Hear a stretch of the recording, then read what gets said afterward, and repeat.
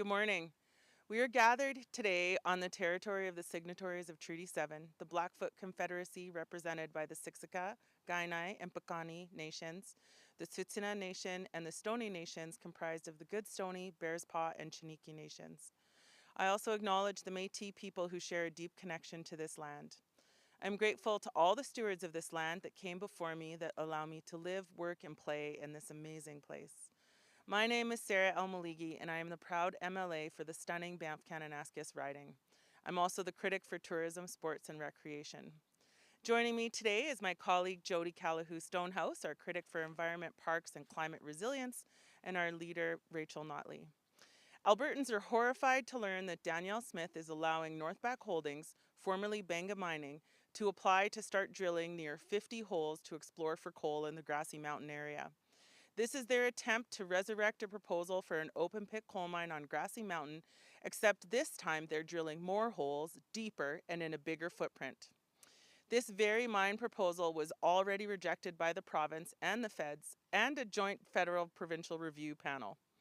This proposal was also the focus of an analysis published by the University of Calgary concluding that coal mining on these environmentally sensitive slopes of the Rocky Mountains would not be an overall benefit to the province. The study outlines not just the significant impacts to wildlife and the natural landscape, but also that the net economic benefit would be minimal and it would negatively impact other economic activities in the province, like tourism. The study concluded that it was, quote, not in Alberta's interest to proceed, end quote. Folks sometimes forget that Canmore used to be a coal mining town right into the 1970s. In 1979, the last Canmore mine closed and the town became severely economically depressed for many years. That happens a lot in mining communities. But Canmore looked to the future and built a new industry, tourism. That has produced far greater economic returns over a far longer period of time. Now Canmore is a global destination. We welcome the world to our natural spaces, and our success as an international tourism destination is based on the beauty of surrounding wild spaces. We don't want to go back to the coal mining economy of the past, one that causes permanent harm to our natural spaces while producing only modest and temporary economic returns. After successfully fighting the Banga mine, we thought this issue was settled. The UCP had other ideas, and now I fear that other beautiful communities in Alberta will miss out on the great economic, cultural, and environmental opportunities that exist with tourism. These are some of the most beautiful areas in the world, and they're located right here in Alberta. For more on that, I'd like to turn things over to Jodi. Thank you, Sarah. And you're right. Albertans were forced to stop the UCP from strip mining the Rockies. And it started in 2020, during the beginning of the pandemic, when the UCP quietly rescinded over a 40-year-old coal policy designed to protect these sensitive areas. They did this on a Friday of a long weekend, hoping Albertans wouldn't notice. But Albertans did notice, and Albertans got loud. The message is very clear. Albertans do not want mining in the eastern slopes, period. Despite the UCP's many attempts to hinder the process, a new coal policy was reinstated. However, this policy can still easily be undone by the stroke of a minister's pen. And as we saw, the UCP do that on a Friday of a long weekend, and they did that in 2020. Danielle Smith and the UCP have made it clear that they have no interest in listening to Albertans' opposition against coal mining in the eastern slopes.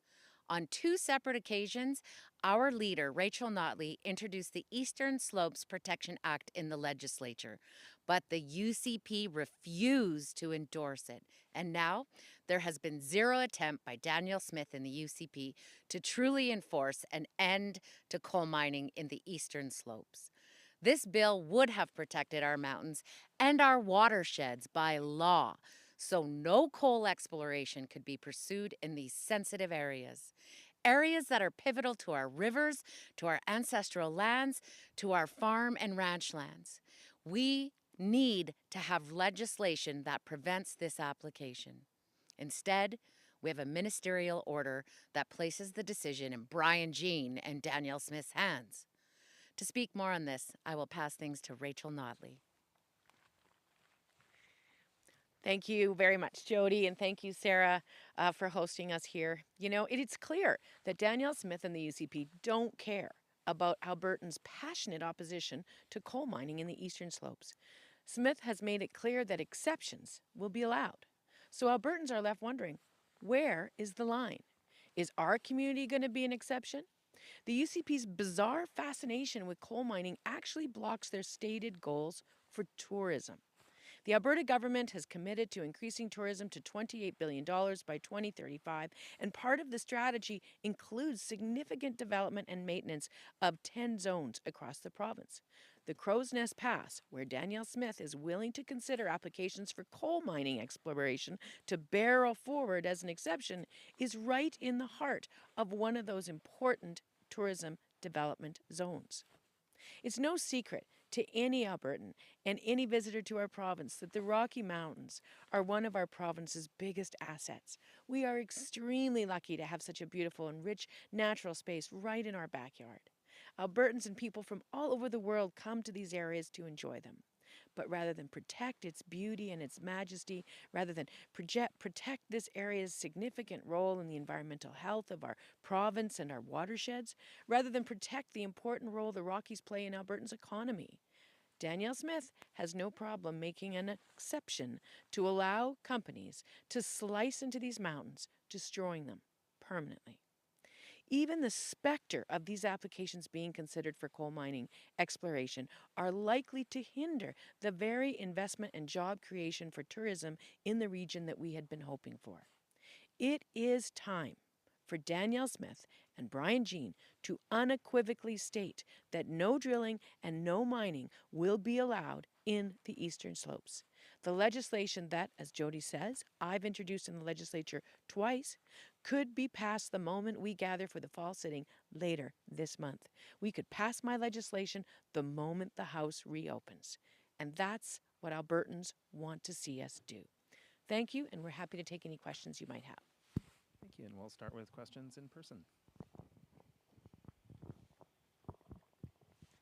Thank you. Jessica Lee with the Rocky Mountain Outlook here in Canmore. This first question is for Rachel.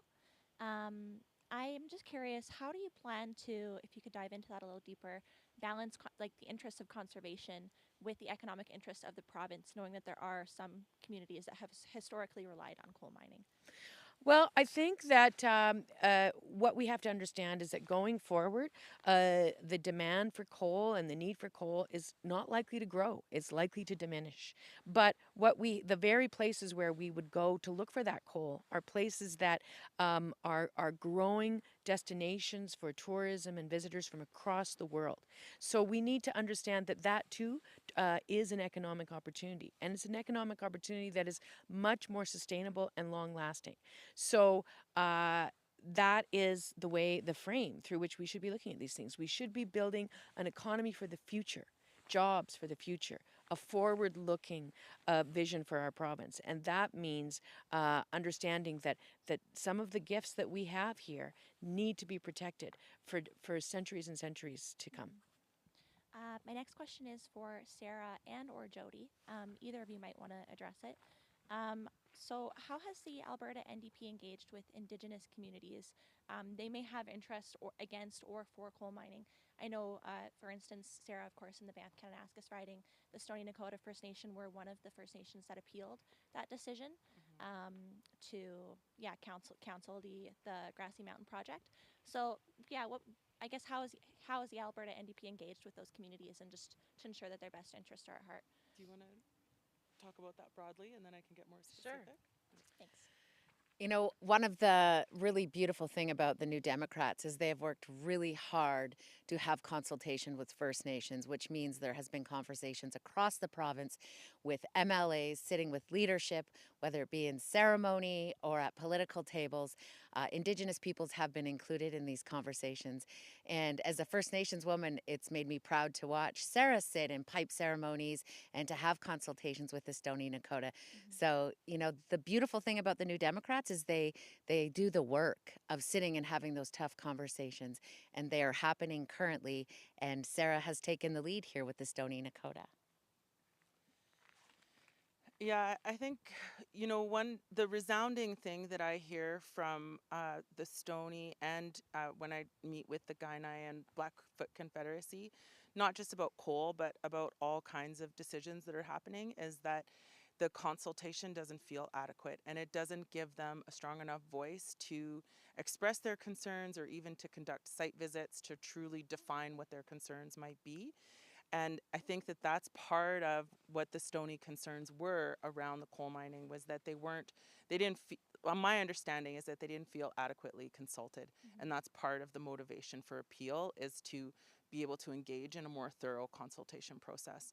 So what I'm really interested in as being MLA for the Banff Kananaskis riding, is really championing the need for more thorough and meaningful Indigenous consultation when it comes to all land use planning decisions that are made. Thank you.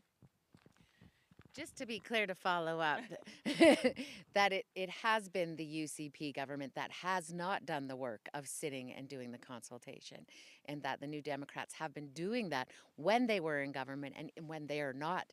So, as Sarah had pointed out, that contention is that the fact that they're not showing up to do the work with First Nations. Very good. And that's all for today. Thank you very much. Thank you. Okay, thanks.